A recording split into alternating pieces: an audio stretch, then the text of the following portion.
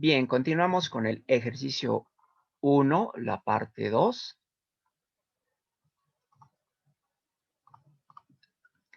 Estábamos analizando ya lo que es el diagrama de cuerpo libre de la partícula después de la colisión. Como habíamos indicado, la partícula venía desde el lado derecho hacia la izquierda y hacia arriba, y cuando llega y hace contacto con el muro, después sale con la velocidad de 29.6 metros sobre segundo y no conocemos el ángulo de salida, que es uno de los datos que nosotros pretendemos calcular. Ahora bien, para seguir el análisis, dado que conocemos la velocidad, pero no conocemos su ángulo, de cualquier manera tenemos que recordar que esta velocidad tiene comportamiento vectorial, por lo tanto, va a tener una componente en la dirección horizontal, la del eje X, y otra componente en la dirección del eje Y, en este caso la dirección vertical. Y cada una de esas componentes que tiene mi velocidad de la partícula 1 después de la colisión, pues estará una en dirección del eje X y otra en dirección del eje Y. Recordando, vaya, que la velocidad de nuestra partícula después de la colisión, pues va a seguir adoptando esta forma, dos componentes en las direcciones X y Y respectivamente. Bien, si nosotros vemos con un poco más de detalle, ya teníamos información de la cantidad de movimiento de nuestra partícula después de la colisión, y tenemos que la masa de nuestra partícula sigue siendo la misma, no hubo desprendimiento o fractura de la masa, sigue siendo la misma, y pues tiene una velocidad en la vertical. Entonces aquí tenemos la cantidad de movimiento ahora de nuestra partícula después de la colisión sobre el eje vertical, que es el plano de contacto. Asimismo, tenemos que la cantidad de movimiento de nuestra partícula sería la masa que tiene por su componente de velocidad después de la colisión a lo largo del eje X. Y eso lo representamos aquí del lado derecho como está conformada lo que es la cantidad de movimiento de mi partícula 1 después de la colisión. Su masa por su velocidad en la dirección horizontal, su masa por su velocidad en la dirección del plano de contacto. Bien, si recordamos,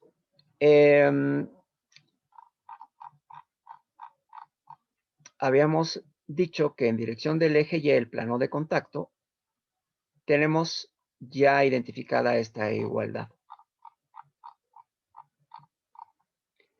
Si nosotros entendemos que la componente de la cantidad de movimiento paralela al plano de contacto, que en este caso es el eje Y, en este caso, para este caso particular, no tiene variación, se conserva invariable, ya que no está perdiendo cantidad de movimiento por rozamiento en esa dirección. Es decir, la partícula, cuando colisiona en dirección del plano de contacto, no está perdiendo cantidad de movimiento por efecto de rozamiento con el plano de contacto con la otra partícula.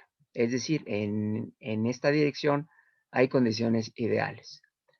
Pues seguimos trabajando con esta expresión. Si despejamos de aquí la velocidad, tenemos que al 134.20, que es la cantidad de movimiento, le vamos a dividir por 5.85, que es la masa, y eso nos permitirá conocer la velocidad que tiene nuestra partícula después de la colisión en la dirección vertical, que es en dirección del plano de contacto.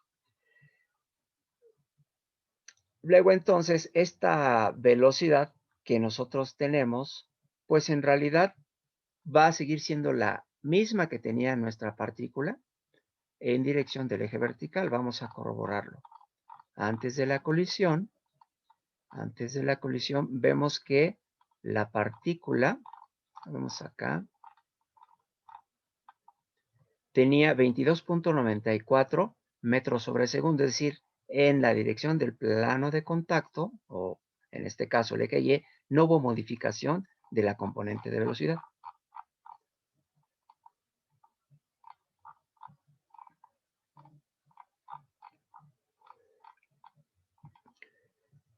Por eso nos da el mismo resultado. Sin embargo, dado que conocemos ya esta velocidad y también conocemos la velocidad total con la que sale nuestra partícula después de la colisión, bueno, podemos aplicar la función seno. ¿Cómo es esto? Al cateto opuesto a nuestro ángulo gamma, le vamos a aplicar la función seno porque conocemos en este caso la hipotenusa, que es toda la velocidad resultante después de la colisión. Eso lo expresamos de esta manera, entonces, el ángulo gamma lo vamos a calcular con la inversa del seno, dividiendo la componente de la velocidad en la dirección vertical que tiene nuestra partícula después de la colisión, que es este valor que tenemos aquí, entre el valor total que tiene la partícula como velocidad después de la colisión, que es un dato y sabemos o recordamos que es de 29.6. Hacemos el cálculo respectivo y encontramos que el ángulo de salida después de la colisión es de 50.81 grados. Ahora bien,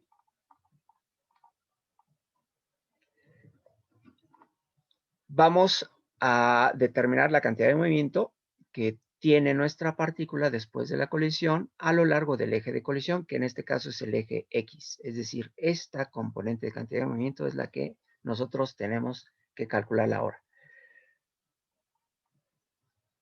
Sabemos que la cantidad de movimiento de nuestra partícula 1 de cualquier manera va a tener dos componentes después de la colisión, una a lo largo del eje X y otra a lo largo del eje Y.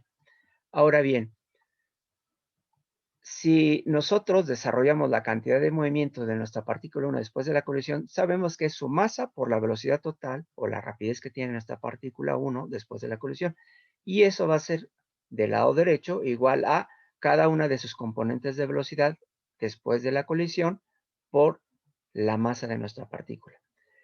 Dado que esto tiene el comportamiento vectorial y nosotros la que queremos conocer es la cantidad de movimiento que tiene la partícula en dirección del eje de colisión o eje X en este caso, si la despejamos, bueno, a la cantidad de movimiento total de nuestra partícula después de la colisión, le vamos a restar la cantidad de movimiento que tiene a lo largo del plano de contacto o eje vertical. Pero recordamos que es una resta de vectores, estamos hablando con vectores, no es una resta convencional. Luego entonces tenemos que apegarnos a lo que es las sumas vectoriales o restas vectoriales. Ahora, en esta expresión, como vemos que la masa de la partícula 1 interviene en cada uno de los términos, la podemos eliminar y únicamente podemos trabajar con las velocidades. Recordamos que aquí es una resta vectorial, no es una resta común y corriente como las que luego manejamos. Para poder hacer la resta vectorial, pues tenemos que aplicar lo que es el teorema de Pitágoras. Luego entonces, cuando nosotros calculamos la magnitud de esta componente de velocidad de nuestra partícula, que es la velocidad total, pues la elevamos al cuadrado y le vamos a restar también la velocidad de nuestra partícula en la dirección vertical después de la colisión, pero para esto siempre y cuando la elevamos al cuadrado. Y eso nos va a dar como resultado el cuadrado de la componente que tiene nuestra partícula 1 en la dirección horizontal después de la colisión. Recuerden que aquí lo que estamos haciendo es aplicar el teorema de Pitágoras. Si nosotros sustituimos los datos conocidos, la velocidad total de nuestra partícula o rapidez que tiene la partícula 1 después de la colisión es del 29.6, claro, tiene que ir al cuadrado como está indicado aquí, y la componente de nuestra partícula en la dirección vertical después de la colisión también tiene que ir al cuadrado. Se hacen estas operaciones respectivas y esto va a ser igual a 349.92. Le sacamos raíz cuadrada del lado izquierdo, raíz cuadrada del lado derecho y hemos encontrado la velocidad que tendría nuestra partícula después de la colisión a lo largo del eje X y tendrá un valor de 18.71 metros sobre segundo. Como ya tenemos, entonces, pues los valores de las masas, los valores de las velocidades respectivas de nuestras partículas, la expresión general para calcular el coeficiente de restitución, pues emplea la cantidad de movimiento total de cada una de nuestras partículas antes de la colisión y después de la colisión en el numerador. Pero siendo más específicos, si nosotros recordamos que únicamente a lo largo del eje de las X realmente está habiendo una modificación de velocidad, una modificación de la cantidad de movimiento y además un cambio de sentido de la velocidad, luego entonces el coeficiente de restitución nada más es aplicable en este caso, para este ejercicio, a lo largo del eje X. Y para ello dividimos la cantidad de movimiento de nuestra partícula después de la colisión entre la cantidad de movimiento de nuestra partícula 1 antes de la colisión. Como en ambos casos, arriba y abajo, interviene la masa, pues trabajamos directamente con los valores de velocidad. Ahora, ¿cuál es la velocidad resultante de nuestra partícula en la dirección X después de la colisión? La acabamos de calcular, es de 18.71. Aquí está. Y lo vamos a dividir entre la velocidad que tenía en la dirección X nuestra partícula antes de la colisión. Y esa velocidad era negativa, por cierto. Estoy viendo que hay un faltante de signo ahí. Vamos a verificar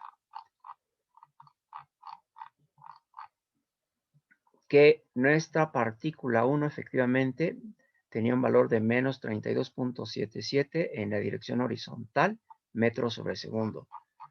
Por lo tanto, aquí nosotros tenemos que compensar el signo negativo. Aquí en el coeficiente de restitución. Luego entonces aquí nosotros le estaríamos incluyendo el signo negativo y por lo tanto aquí nuestro coeficiente de restitución en este caso se da de 0.571 una vez que ya hemos compensado el error que estaba ahí en el signo.